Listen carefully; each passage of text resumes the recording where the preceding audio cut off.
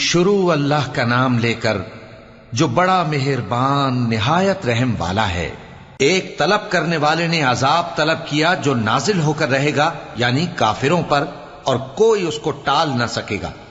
جو بلندیوں والے اللہ کی طرف سے نازل ہوگا، جس کی طرف روح القدس اور دوسرے فرشتے چڑھتے ہیں، اس روز نازل ہوگا جس کا طول 50,000 برس ہوگا۔ تو تم کافروں کی باتوں کو حوصلے کے ساتھ برداشت کرتے رہو۔ لوگ اس دن کو دور سمجھتے ہیں، جبکہ ہماری نظر میں وہ قریب ہے۔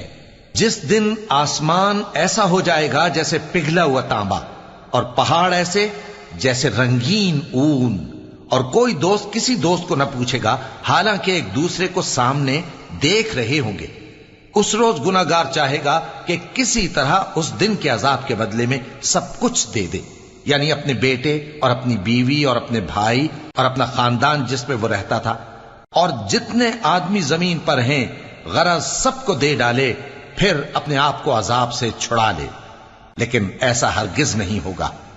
وہ بھڑکتی ہوئی آگ ہے، کھال ادھیڑ کر کلیجہ نکال لینے والی۔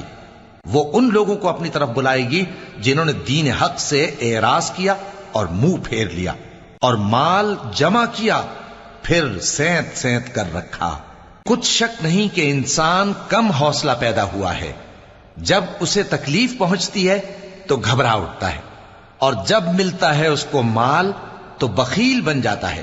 مگر نماز ادا کرنے والے جو نماز کا التزام رکھتے اور ہمیشہ پڑھتے ہیں، اور جن کے مال میں حصہ مقرر ہے، یعنی مانگنے والے کا اور نہ مانگنے والے کا، اور جو روز جزا کو سچ سمجھتے ہیں، اور جو اپنے پروردگار کے عذاب سے خوف رکھتے ہیں، بے شک ان کے پروردگار کا عذاب ہے ہی ایسا کہ اس سے بے خوف نہ ہوا جائے۔ اور جو اپنی شرمگاہوں کی حفاظت کرتے ہیں مگر اپنی بیویوں یا باندیوں سے کہ ان کے پاس جانے میں انہیں کچھ ملامت نہیں، اور جو لوگ ان کے سوا اور طریقے ڈھونڈیں تو وہ حد سے نکل جانے والے ہیں، اور جو اپنی امانتوں اور اپنے عہد و پیمان کا پاس کرتے ہیں، اور جو اپنی گواہیوں پر قائم رہتے ہیں، اور جو اپنی نماز کی پابندی کرتے ہیں، یہی لوگ جنتوں میں عزت و اکرام سے ہوں گے۔ تو اے نبی، ان کافروں کو کیا ہوا ہے کہ تمہاری طرف دوڑے چلے آتے ہیں، دائیں اور بائیں سے گروہ گروہ ہو کر جمع ہوتے جاتے ہیں؟ کیا ان میں سے ہر شخص یہ امید رکھتا ہے کہ نعمت کے باغ میں داخل کیا جائے گا؟ ہرگز نہیں۔